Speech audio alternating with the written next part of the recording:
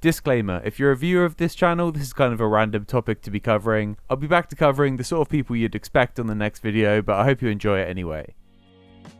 Okay. I mean, really, Yeah. musicians need to see it the same way. You're not asking for money so that you can make music. Yeah, no. You're asking for money so that you can make music for everybody. Police come straight from the underground. Young. This is Amanda Palmer, a 49-year-old ukulele-playing woman with drawn-on eyebrows that describes themselves as a feelings astronaut. She is known for her work in the band The Dresden Dolls, a piano-driven rock duo that tried to act all quirky by dressing up as mimes. Welcome to the internet.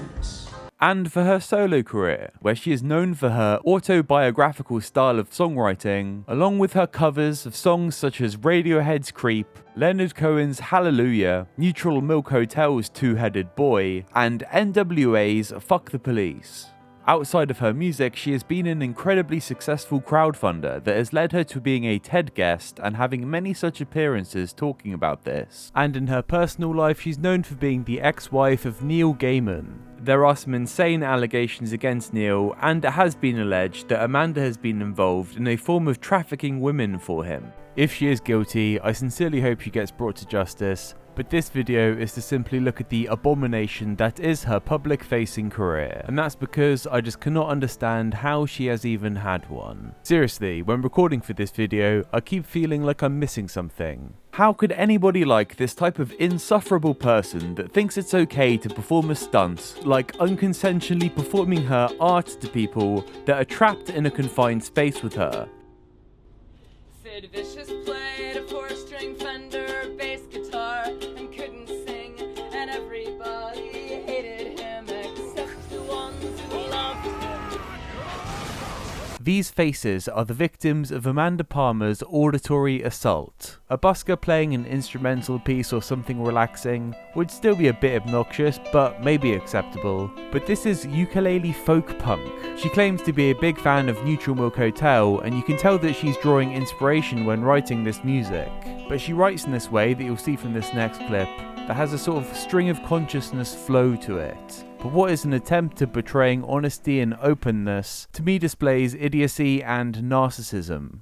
Part of the music continuum and also part of this difficult world, and she was the first one to often have no clothes on. She is not 53, she's only 50, but I used her anyway cause she fits well in this song. Art is great that way, you can do anything. You can make pop music, you can paint ducks, but if you're a pop artist... I do respect anyone in a way that can get up on a stage and perform. Imagine looking over this sea of faces whilst you play your autobiographical ukulele folk punk song. She does have a bit more variety to her. She also has some slow piano tracks, but they fail to be emotive because they just sound like a person telling you random stuff that frankly I don't care about.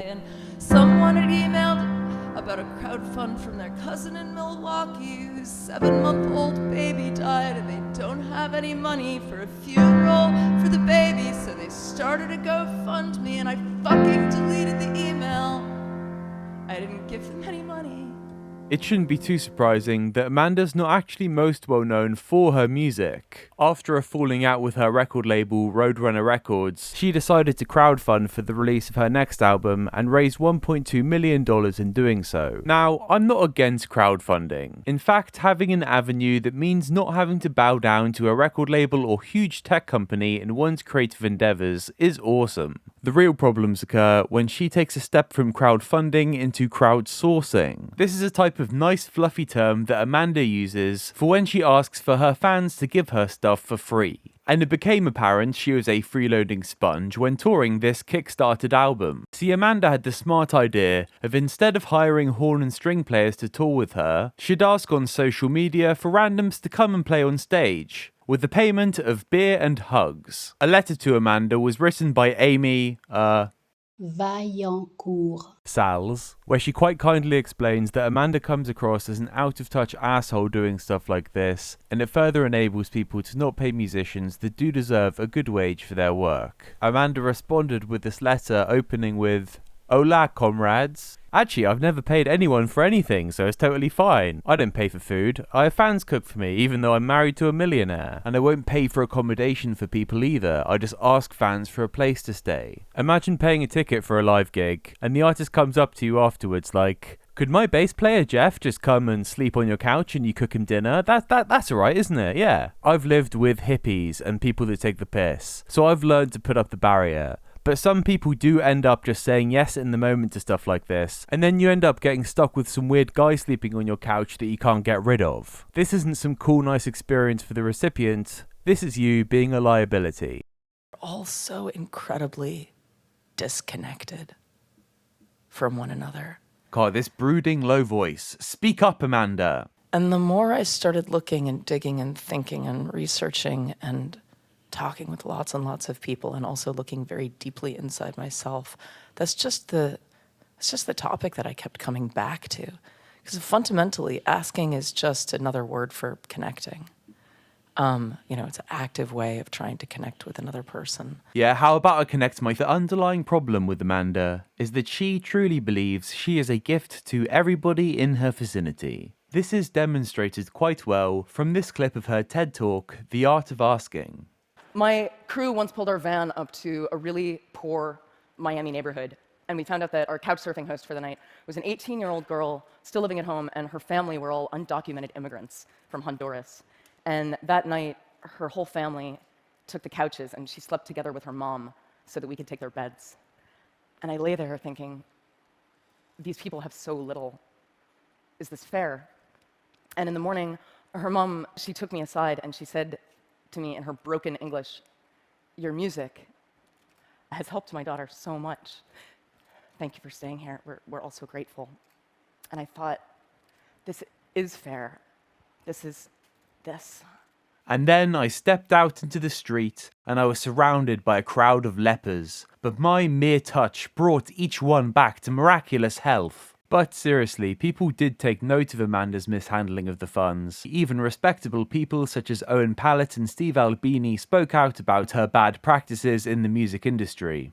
And since this whole debacle, she has done a bit of self-reflecting, but maybe she hasn't come to the right conclusion.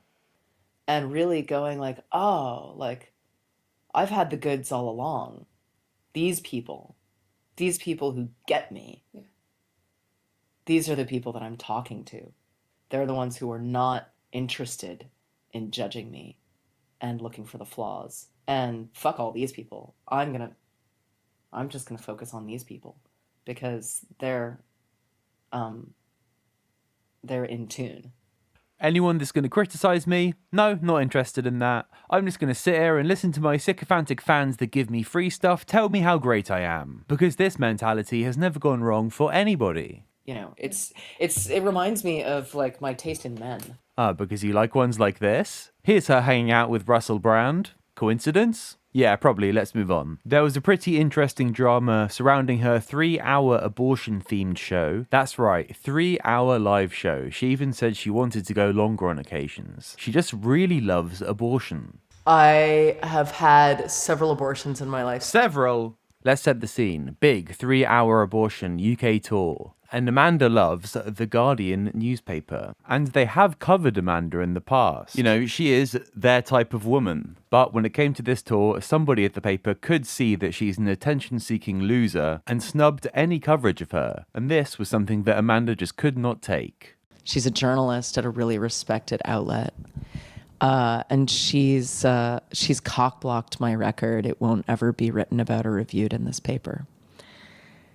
And I'm obsessed with her. I can't stop thinking about how I want to win her over and change her mind and force her to love me and connect with me and see the light and da-da.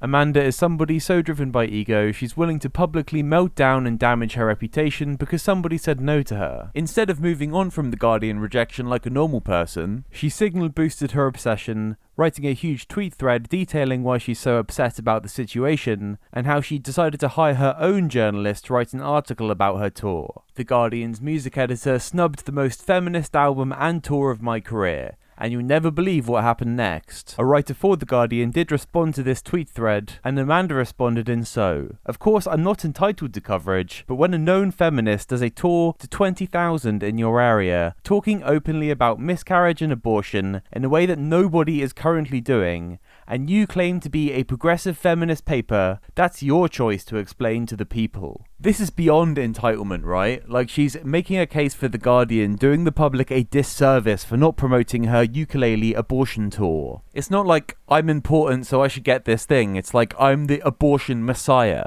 And as for the article that she paid for a journalist to write about her, it is one of the most embarrassingly cringy puff pieces I have ever read. I don't see any value in this existing except for stroking Amanda's ego.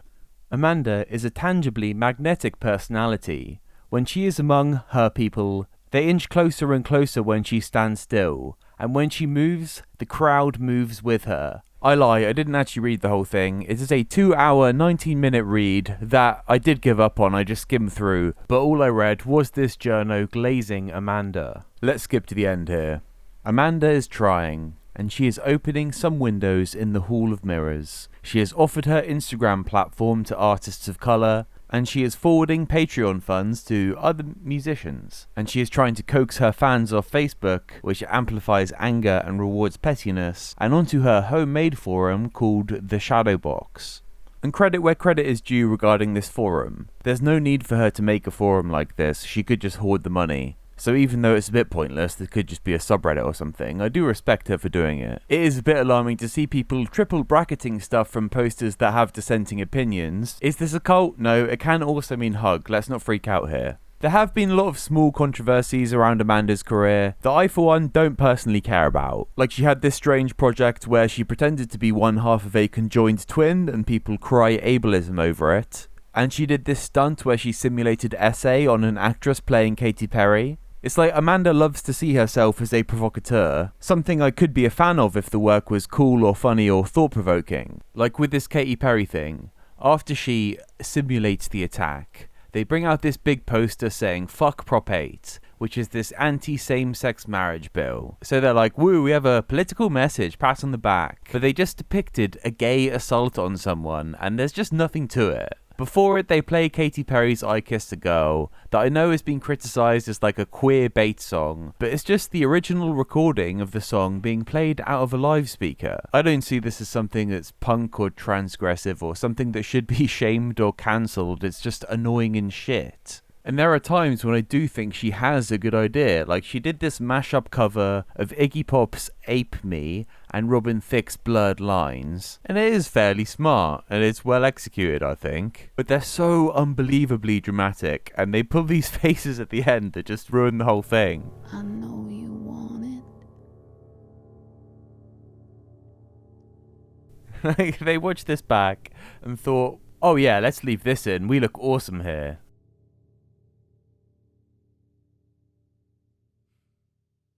I think Amanda's deepest need is attention, and she just does stuff to fulfill that need. Like when her and Neil got married, they did a flash wedding just randomly on a street somewhere, and she dressed up as a human statue. And do whatever you want, I guess, but when it becomes this event that they record and blog about, it just looks like they've turned their wedding into a publicity stunt. And there's her multiple brazen usages of the N-word when she covered NWA's Fuck the Police at her live shows.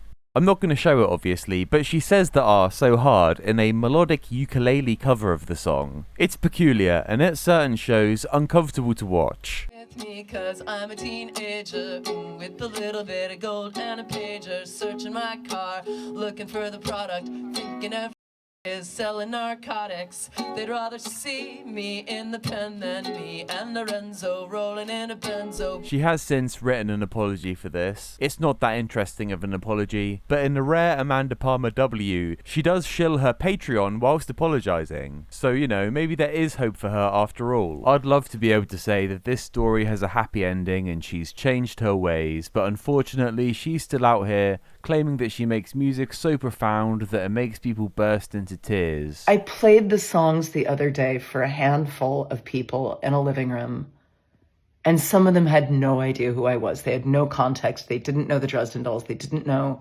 my songwriting or what I've been through in my life or what's been happening recently. And I watched several people burst into tears while I played these songs. And I thought, right. And I'm not sure what protest she was talking about this regarding this next one, but take a listen. There are people out there who will have you believe that, like, we tried, we marched, we failed, they took over anyway, rah, rah, rah. It still matters. It mattered. It mattered because you inspired me and because I sat down here and I wrote a fantastic fucking song that was so good that it made me cry. And I'm sort of still crying. What could come of this? You inspired me to write a song. And isn't my music the greatest gift of all? So yeah, I get this is a bit of a random video. Most of the people that are interested in disliking Amanda Palmer seem to be the more like TikTok watching women. And, you know, if you are one of the people from that crowd and you've stuck around to the end, hi.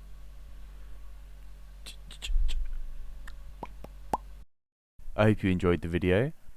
Yeah, I don't know why I made this either. I've got some gaming related stuff and some BreadTube adjacent creators to cover, so do stick around. If you saw this, it is real. I do have a Patreon now. I'm currently offering nothing. Maybe I'll come up with something cool to do on there, but for now, it would just be a way of funding videos. I'm under no illusion that I'll be quitting the day job anytime soon, but a man can dream. And maybe even one day I can earn a living off of Patreon, stop making videos altogether, and spiral into depression. So, you know, if you want to help aid that, go check it out. If not, please do subscribe to the channel if you like the video. Thank you for watching.